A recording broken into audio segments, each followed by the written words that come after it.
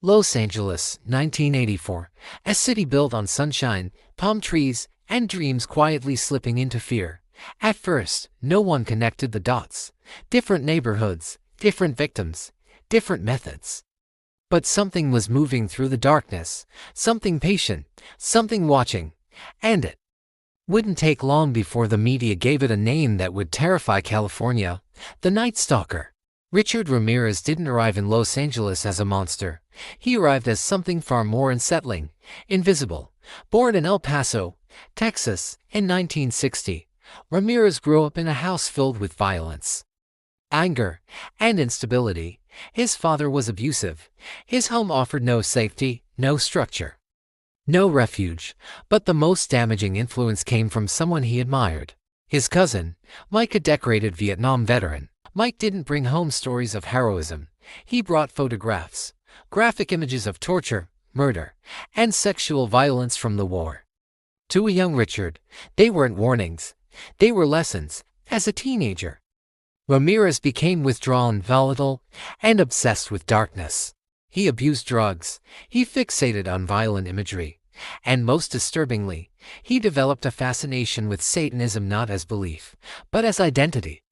By the time he drifted to California in the early 1980s, Richard Ramirez wasn't looking for opportunity.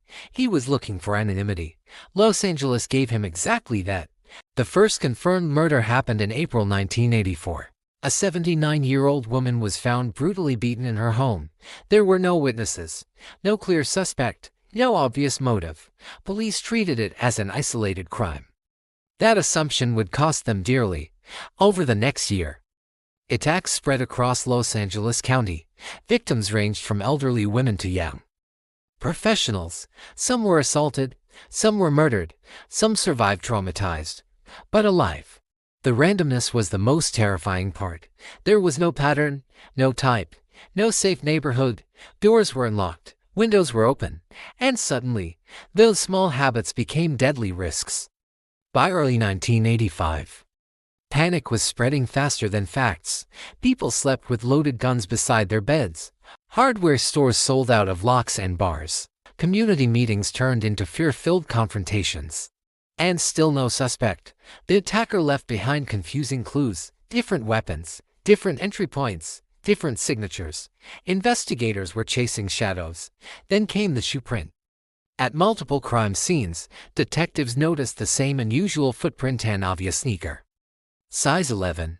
It was the first tangible link between the crimes. The Night Stalker was real, and he was moving freely. Ramirez stalked his victims carefully. He broke into homes late at night. He watched routines. He waited for silence. He carried weapons stolen from previous scenes. And when confronted, he showed no hesitation, no remorse, just violence. The media coverage exploded. Newspapers published floor plans. Television anchors warned residents nightly. Police hotlines were flooded with tips. But fear didn't make people safer. It made them desperate. In May 1985, a woman survived an attack and gave a description: dark hair, decaying teeth, a face she said she would never forget. Police finally had a composite sketch. But by then, the Night Stalker had already evolved. Ramirez changed locations constantly. He rode buses.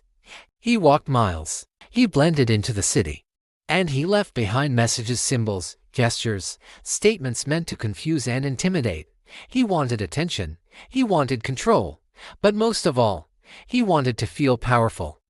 The breaking point came with a series of brutal murders in rapid succession. Public outrage exploded. The mayor demanded answers. Police leadership faced pressure like never before. Task forces expanded. Resources poured in. Los Angeles was at war with a man no one could see.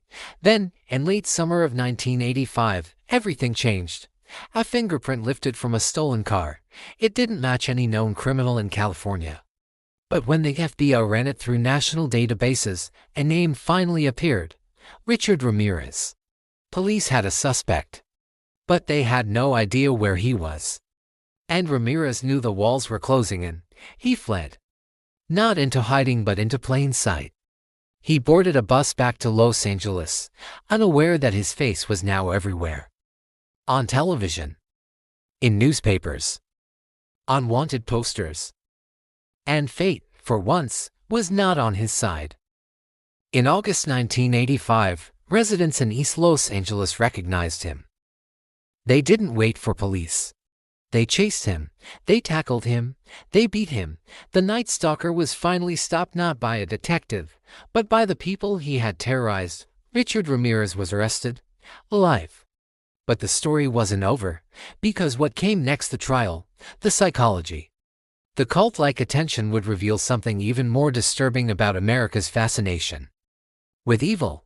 In Part 2, we uncover how Ramirez turned the courtroom into a stage, why some people idolized him, and what his case revealed about fear, media, and morality. The Night Stalker wasn't just a killer, he was a mirror. And America couldn't look away. Subscribe and hit the button. Part 2 drops tomorrow.